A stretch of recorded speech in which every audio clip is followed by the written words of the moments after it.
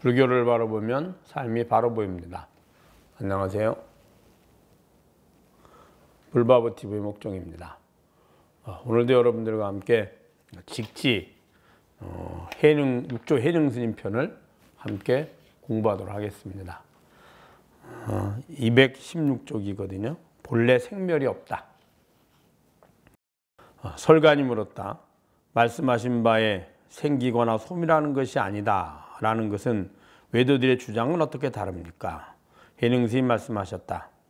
외도들이 말하는 생기거나 소멸하는 것이 아니다 라는 것은 소멸로서 생기는 것을 그치고 생기는 것으로서 소멸을 나타내는 것이라서 소멸로서 오히려 소멸이 아닌 것과 같고, 생기는 것이 생김이 없음을 말하는 것이거니와 내가 말하는 생기거나 소멸하는 것이 아니다 라는 것은 본래 저절로 생김이 없으며 지금도 또한 소멸이 없으니 외도들의 주장과는 같지 않느니라. 자, 여기까지 먼저 볼까요? 생멸이 없다. 설관이 물었습니다. 말씀하신 바에 생기거나 소멸하는 것이 아니다 라는 것은 외도들의 주장을 어떻게 다릅니까? 외도들도 이제 생멸하는 것이 없다 이렇게 얘기를 합니다. 그래서 생사 해탈을 주장하지만 그 외도들, 불교 외에, 부처님 외에 애도들이 주장하는 생멸이 없다라는 것은 변이생사라 합니다. 변이생사. 이제 중생들은 분단생사라 그래서 생하고 멸하면 끝이다라고 생각을 합니다. 그래서 다시 이제 생하죠. 분단생사, 나누어져 있다는 거죠.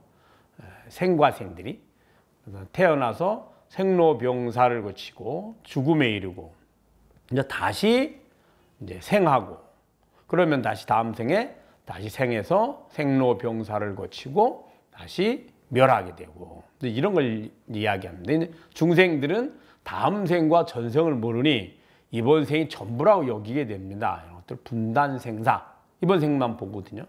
근데 이제 변이생사라는 것이 있습니다. 그 우리들이 없이 가만히 들여다보면, 자, 이번 생에 태어나서 생로병사를 마치고 이제 다음 생으로 환생하는데, 다음 생도 역시 어때요? 나의 마음과 나의 몸이잖아요. 그게 내 생이죠. 나의 생이죠. 이번 생도 나의 생이고 다음 생도 나의 생입니다. 전생도 나의 생이죠. 그런데 이번 생과 다음 생의 다른 점은 몸과 마음이 변화되는 겁니다. 그래서 몸과 마음을 나로 여기는 그 외도들은, 즉 아상이죠.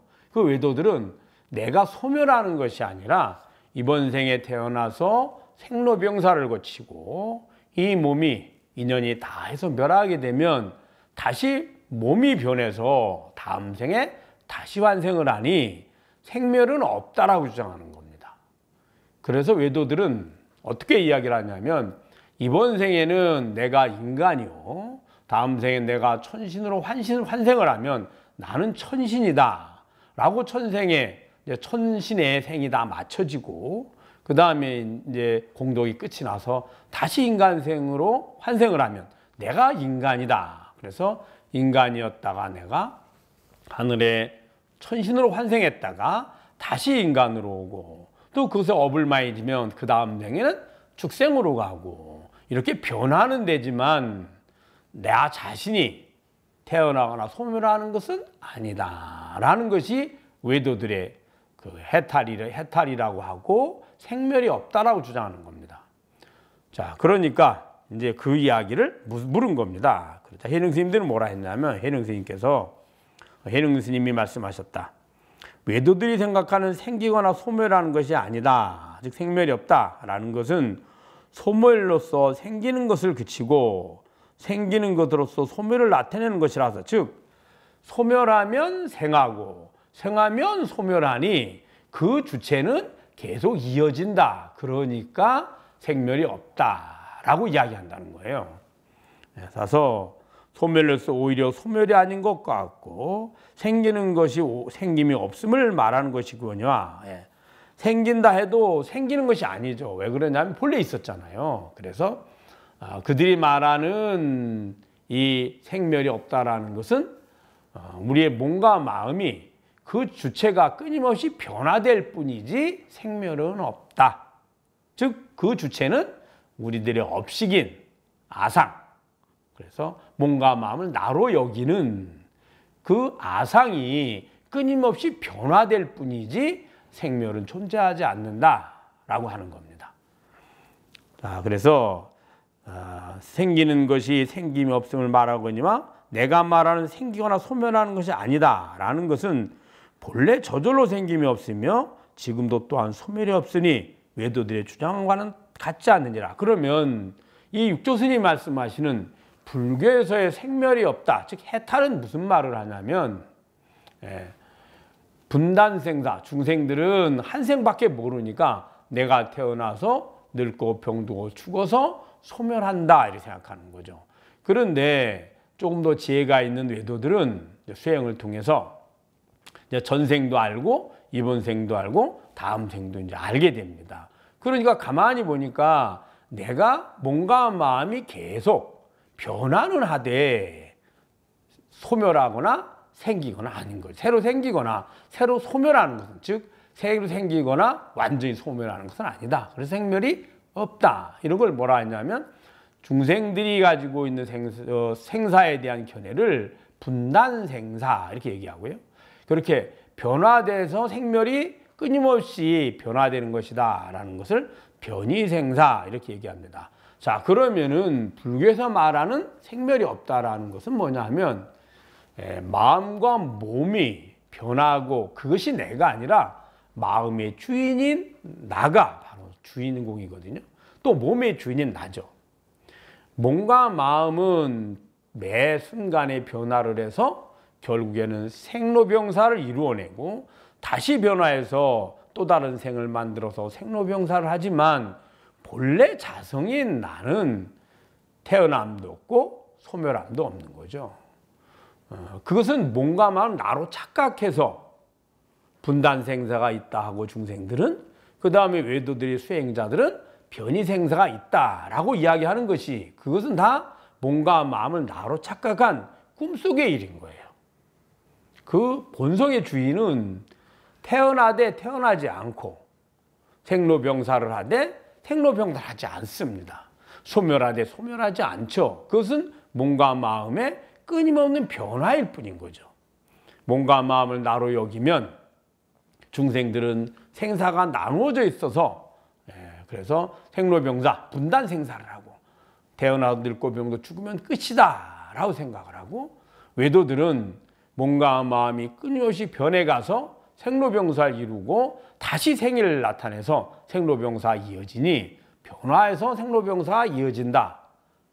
그리고 그러니 생하거나 멸하는 것은 본래 없다라고 하지만 부처님이 말씀하신 것은 다른 입장입니다. 그래서 부처님이 그렇게 변이생사하는, 근데 그걸 아트만이라 합니다. 그 몸과 마음을 나로 여기는 아상, 이걸 아트만이라 하거든요. 그 아트만은 본래 내가 아니다. 그래서 부처님이 무아를 주장하신 겁니다. 부처님이 무아를 주장하기 이전에 이미 브라만교에서도 생사윤회는 이야기했습니다. 그들도 해탈 열반을 이야기합니다. 그런데 그들이 해탈이란 생로병사가 끊임없이 이어지니 본래 내가 생로병사가 생과 멸이, 즉 생사가 없다라는 그것을 말한 것이고, 그들이 말하는 열반은 마음의 변화에 의해서 몸의 변화가 이루어지고 그것이 생로병사를 이루고 다음 생을 다시 환생해서 다시 생로병사, 그것도 마음의 변화에 따라서 몸의 변화가 나타나는 거거든요.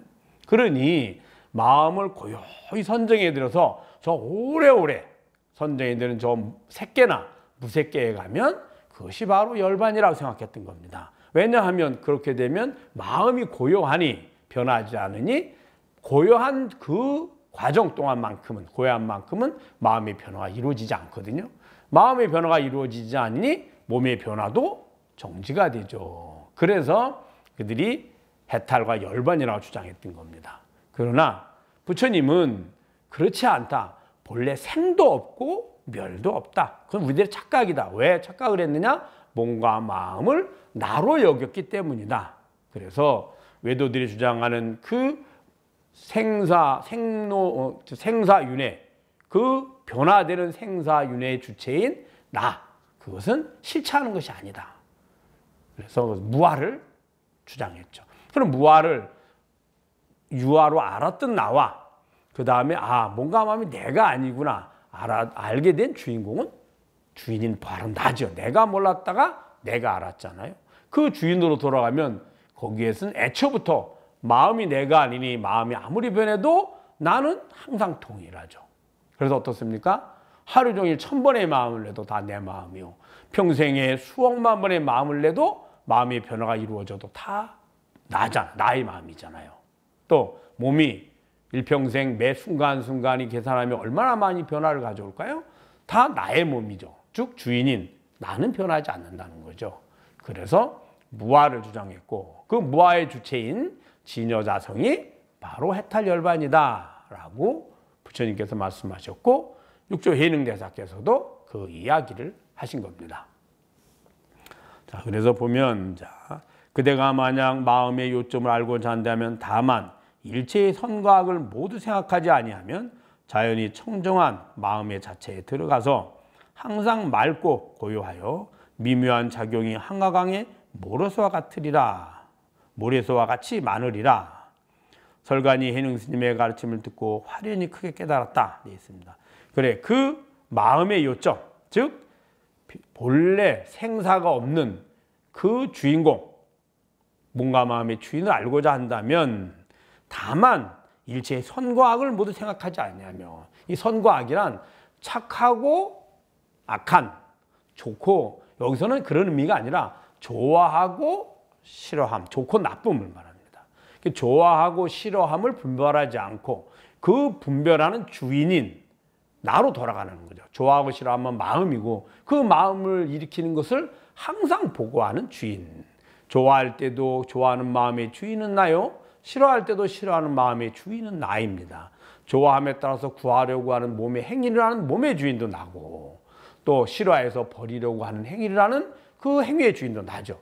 그 변하지 않는 그 주인인 나를 찾으면 그것이 바로 항상 맑고 밝고 고요하다.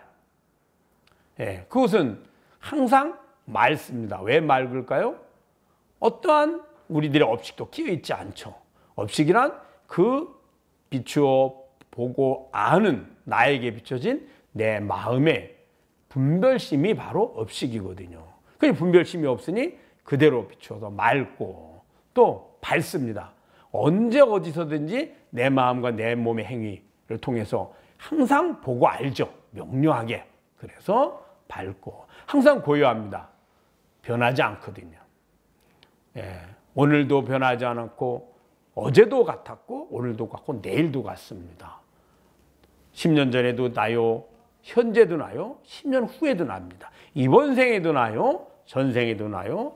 내 생도 납니다. 세대생생 나죠.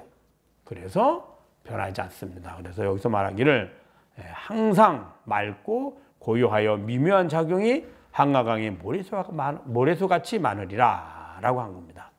설간이 해능의 가르침을 듣고 화련히 크게 깨달았다. 이 말에 설간이 화련히 그 자리를 생사열반의 자리요 해탈의 자리를 깨달은 거죠.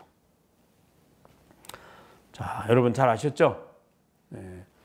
지금 이 방송을 들을 때, 여러분들이 볼 때 보고 아는 주인이 누구인지, 듣는 주인이 누구인지 한번 찾아보시기 바랍니다. 주위에 많이 알려주시고 많은 관심도 가져주시고 또 후원도 많이 부탁드리겠습니다. 불교를 바로 보면 삶이 바로 보입니다. 불바보TV의 목종이었습니다. 감사합니다.